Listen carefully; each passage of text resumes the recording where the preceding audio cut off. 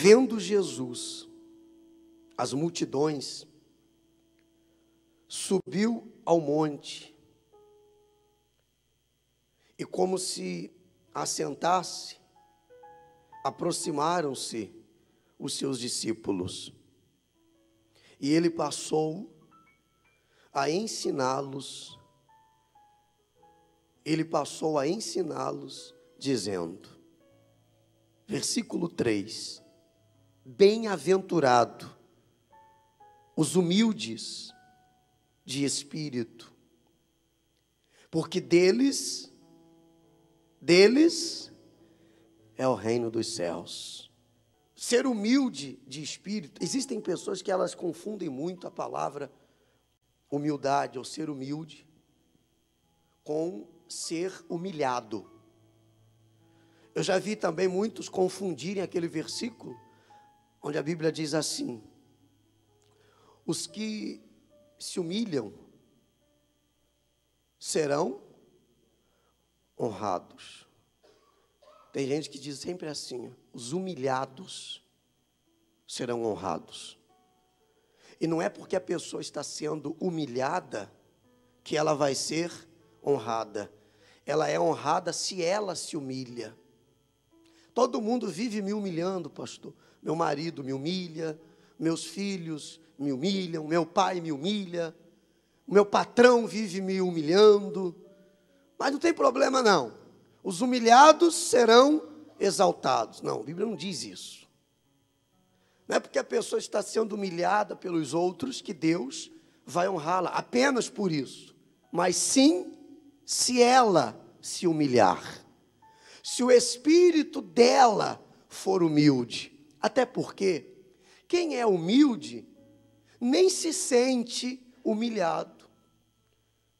Quem é humilde não se deixa ou não se deixa levar pela humilhação dos outros. Quem compreende a diferença? Então não é quem é humilhado, mas quem se humilha, quem se rende, quem é humilde de espírito. Quem não é humilde de espírito nunca vai aceitar que está errado. Sempre vai ter uma justificativa. E esta pessoa não alcança perdão. Porque se a pessoa não é humilde, ela não se arrepende. Se ela não se arrepende, ela não recebe perdão. Se ela não recebe o perdão, ela não pode ser salva. Se ela não for salva, ela não pode entrar no reino dos céus. E isso tudo é conquistado aqui embaixo, aqui na terra, enquanto estamos vivos. Então, feliz, quando a Bíblia fala bem-aventurado, significa feliz. Aqueles que são humildes de espírito, porque deles é o reino dos céus. Quando erra, reconhece que errou, assume que errou, confessa o seu erro, toma posição contra aquela atitude e diz assim: não farei mais. A partir de agora eu vou ser diferente. O humilde não tem problema de aceitar que está errado. O humilde não tem problema de ser repreendido. Com o humilde não tem problema de alguém dizer para ele que por onde ele está andando não é um caminho bom. O humilde, ele ouve mais e fala menos. O humilde entende o segredo de Deus ter dado 2 ouvidos e 1 boca ao ser humano. Porque ele sabe que precisa ouvir mais. Porque quem ouve, aprende. Quem fala, planta. E quem ouve, colhe. E tudo que a gente planta, então você acaba plantando e depois você vai ter que colher. Já viu aquele ditado? Quem fala o que não quer, quem fala o que quer, ouve o que não quer. Mas os humildes de espírito, não é aquela pessoa boazinha também não, viu? boazinha, sou tão bonzinho com todo mundo, sabe? Eu sou bonzinho, eu quero o bem de todo mundo. Humilde de espírito diante de Deus. Porque tem tantos... Aliás, você sabia que no inferno tem um monte de bonzinhos? Que foram bonzinhos com todo mundo, mas não foram bons com a sua alma. Jogaram ela nas trevas. Foi bom com todo mundo, cuidou de fazer o bem para todo mundo, mas não cuidou da sua alma. Aí Jesus diz: que adianta ser bom com todo mundo, ganhar todo mundo e perder a sua alma? Mas vamos continuar aqui, versículo 4. Bem-aventurados os que choram, porque serão consolados. E é claro que esse choro não é de remorso, não é de pena, não é de dó, não é choro de lamentos, mas choro de arrependimento. Choro de quê? De arrependimento.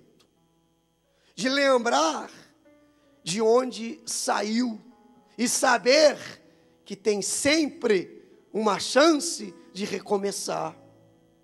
Não é ficar chorando e lamentando diante das coisas que deram erradas, ou chorando a perca de alguém, ou chorando a perca de alguma coisa, ou chorando por aquilo que não dá certo, mas o choro sincero aos pés do teu Senhor. Porque se você tiver que chorar, chore, mas aos pés do teu Senhor. E de mais ninguém.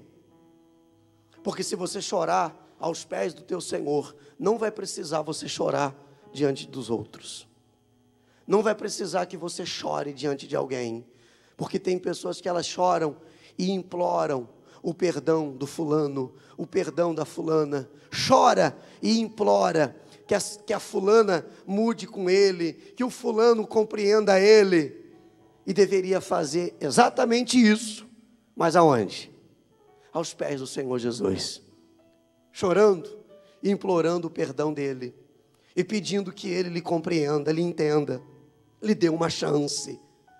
Porque tem pessoas que fazem isso. Para com a sua namorada, para com a sua esposa, para com os seus pais. Tudo bem. Desde que a pessoa tenha a mesma humildade e faça isso aos pés do seu Senhor.